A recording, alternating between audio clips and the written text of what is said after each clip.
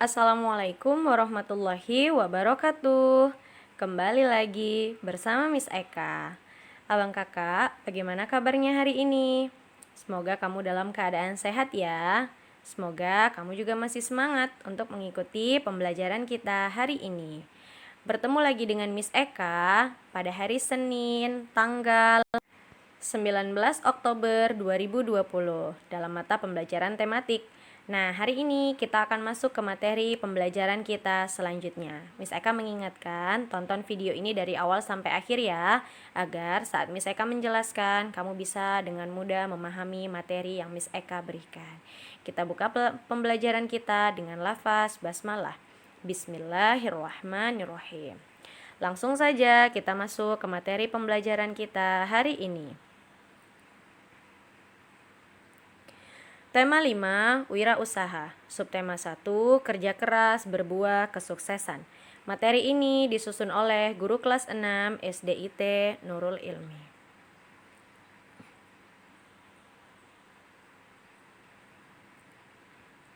Nah, adapun tujuan pembelajaran kita hari ini yang pertama, dengan mengamati gambar dan berdiskusi, siswa mampu mengidentifikasi ciri-ciri reklame yang ada di sekitar secara tepat. Kedua, dengan membaca teks dan berdiskusi, siswa mampu mengidentifikasi berbagai contoh keberagaman wirausaha dalam kehidupan sehari-hari secara terperinci. Yang ketiga, dengan melakukan percobaan, siswa mampu menjelaskan sifat-sifat magnet secara tepat. Dan yang terakhir, dengan membaca petunjuk dan contoh teks, siswa mampu mengidentifikasi komponen, tujuan, dan manfaat teks formulir dalam kehidupan sehari-hari secara benar. Kita masuk ke materi kita yang pertama, yaitu dalam mata pembelajaran SBDP. Nah, abang kakak perhatikan contoh reklame yang Miss Eka tampilkan. Nah, di sini ada brosur, yaitu kalau kamu perhatikan sudah jelas ya bahwa ini brosur mengenai pasta gigi. Iya benar. Nah, di sini pasta giginya bernama Puskurden. Nah, kalau kamu perhatikan di situ ada gambar pasta gigi, kemudian ada gambar seorang anak perempuan yang sedang menyikat gigi, di mana ada sikat gigi, kemudian ada kalimat keterangan yaitu bonus sikat gigi mini. Nah, mengurangi gigi ngilu atau mengurangi ngilu dalam 30 detik. Nah, jadi abang kakak inilah contoh brosur untuk mempromosikan pasta gigi. Nah, jadi sudah jelas ya ini tuh pasta gigi yang biasanya digunakan oleh anak-anak. Nah, yang kedua di sini ada selembaran. Ikuti lomba kreasi TPA. Nah, kamu perhatikan di situ ada selebaran. Nah, selebaran tersebut berisi untuk mengajak kita atau mempromosikan suatu acara yaitu lomba kreasi TPA. Dimana kalau kamu perhatikan di situ terdapat tanggal, yaitu tanggal kapan diadakan, yaitu pada Minggu 14 Maret 2017. Terdapat juga keterangan apa saja persyaratan dan lain sebagainya. Nah, coba kamu perhatikan apa perbedaan antara brosur dan selebaran? Iya, kalau kamu cermati, kamu amati, nah kamu perhatikan dengan baik. Perbedaannya itu terletak pertama dari segi warna ya, abang kakak. Nah, biasanya memang selebaran itu dia dalam bentuk dipotokopi. Nah, ada juga selebaran yang berwarna, tapi biasanya memang pada umumnya dipotokopi. Sedangkan brosur dia kamu lihat lebih berwarna. Mungkin kalau secara kita pandang dia lebih menarik, benar, karena dia lebih berwarna dibandingkan selebaran. Nah, apalagi perbedaannya? Perbedaan selanjutnya adalah kalau di brosur itu terdapat lebih banyak kalimat dibandingkan poster yang sudah pernah kita pelajari. Nah, tapi dibandingkan dengan selebaran, selebaran ini memiliki lebih banyak kalimat atau kata-kata yang ingin disampaikan untuk mempromosikan suatu barang atau jasa dibandingkan dari brosur. Benar. Nah, dibandingkan brosur, selebaran itu memiliki banyak kalimat atau banyak kata-kata ajakan. Nah, itulah kedua contoh dari reklame. Nah, reklame adalah alat untuk menawarkan, mempromosikan, memperkenalkan barang-barang hasil produksi atau jasa kepada masyarakat dengan menggunakan gambar dan kata-kata yang menarik. Tujuan reklame di sini adalah agar suatu produk dapat dikenal oleh masyarakat dan masyarakat memiliki keinginan untuk membelinya. Nah, contoh reklame ada poster, spanduk, brosur, selebaran, logo, baliho, dan embalase. Nah, nantinya akan kita pelajari satu persatu. Kali ini kita akan mempelajari mengenai brosur dan selebaran. Kalau di pembelajaran sebelumnya, materi sebelumnya kita sudah mempelajari mengenai poster.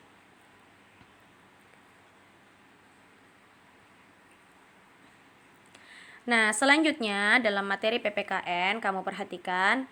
Nah, masih ingat nggak abang kakak bahwa di materi sebelumnya kita sudah membahas mengenai pameran negara-negara ASEAN. Nah, dalam pameran negara-negara ASEAN kita bisa menemukan keberagaman ekonomi atau usaha dari berbagai negara. Nah, apakah kamu juga menemukan keberagaman ekonomi di sekitarmu?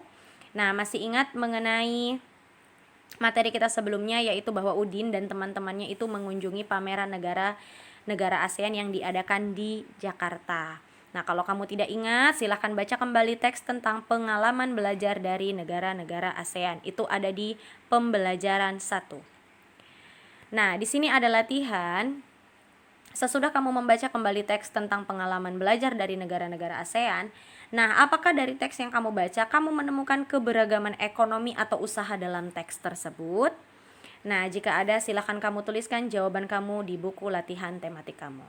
Nah, sudah jelas ada ya, abang kakak, sudah jelas ada. Jadi jangan kamu buat tidak. Sudah jelas ada keberagaman ekonomi atau usaha dalam teks tersebut. Nah, apa saja? Silakan kamu buat tulisan atau jawaban kamu dengan penjelasan. Dengan kalimat kamu sendiri juga boleh. Nah, untuk yang kedua, apakah kamu juga menemukan keberagaman ekonomi atau usaha di sekitarmu? Sudah jelas ada ya, dan banyak. Di sekitar kita itu banyak keberagaman ekonomi. Nah, biasanya itu kita melihat dari pekerjaan, profesi, kemudian kehidupan ekonomi dari masyarakat di sekitar kita. Nah, silakan kamu tuliskan. Jadi di sini ada 2 soal untuk latihan PPKN. Yang pertama itu berdasarkan teks tentang pengalaman belajar dari negara-negara ASEAN. Kemudian yang kedua, keberagaman ekonomi atau usaha di sekitar kamu. Dan jelaskan apa saja keberagaman ekonomi atau usaha yang kamu temukan. Silahkan kerjakan latihan ini dengan sebaik mungkin di buku latihan tematik kamu. Nah, setelah kita mempelajari tentang keberagaman ekonomi, kita akan masuk ke materi pembelajaran IPA. Nah, di arena pameran negara-negara ASEAN terdapat beberapa usaha kecil yang menjual cenderamata.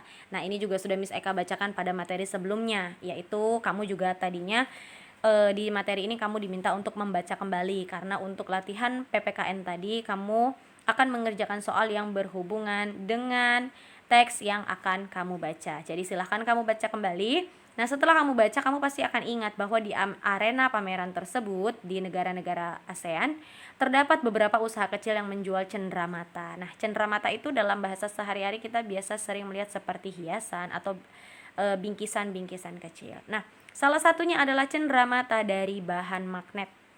Abang kakak, sebelumnya Miss Eka mau tanya, pasti di rumah kamu semua rata-rata punya kulkas ya?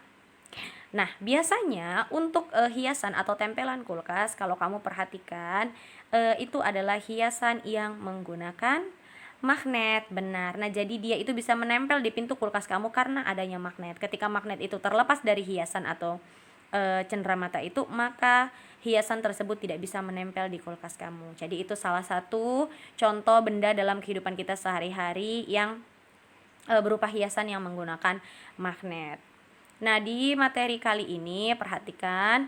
Nah, setelah kamu membaca arena pameran negara-negara ASEAN, di sini ada contoh cenderamata dari Papua, yaitu ada gambar burung cendrawasih. Nah, ini hiasan dari magnet. Kemudian ada dari Jakarta, yaitu ada Tugu Monas. Kemudian ada, kalau kamu perhatikan, ini dari mana Abang Kakak? Iya, benar, ini adalah Istana Pagaruyuang. Ini berasal dari Padang, Sumatera Barat.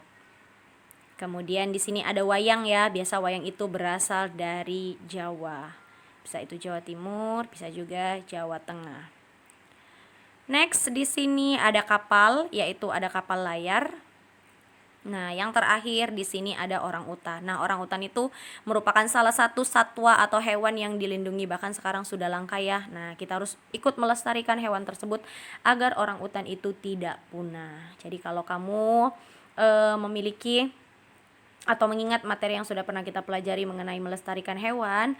Nah, salah satunya atau di sini bahkan ada dua, yaitu burung cendrawasih dan orangutan. Itu merupakan hewan atau satwa langka yang dilindungi oleh pemerintah negara kita Indonesia. Kenapa? Karena itu tadi, jumlah mereka semakin lama semakin sedikit. Nah, jadi jangan sampai hewan tersebut punah, karena nantinya yang rugi adalah kita atau bahkan anak cucu kita tidak akan bisa menikmati atau melihat hewan-hewan tersebut. Jadi kita jaga apa yang sudah dimiliki oleh negara kita, apa yang sudah Allah berikan kepada kita, maka kewajiban kita adalah menjaga dan melestarikannya dengan baik. Nah, abang kakak, magnet itu juga memiliki sifat. Di sini kita akan mempelajari sifat-sifat magnet, yaitu yang pertama adalah memiliki gaya tarik. Nah, sudah jelas ya, dengan adanya gaya tarik tersebut, magnet bisa menempel di logam.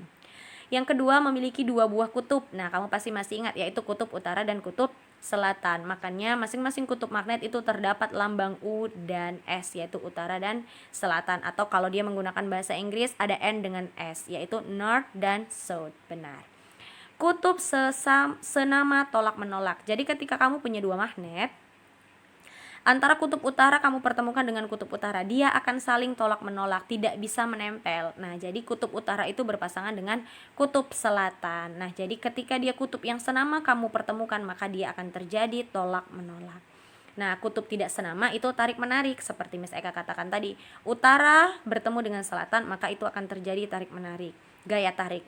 Kemudian kalau kamu mempertemukan kutub yang senama, misalnya selatan dengan selatan, maka tidak akan terjadi gaya tarik.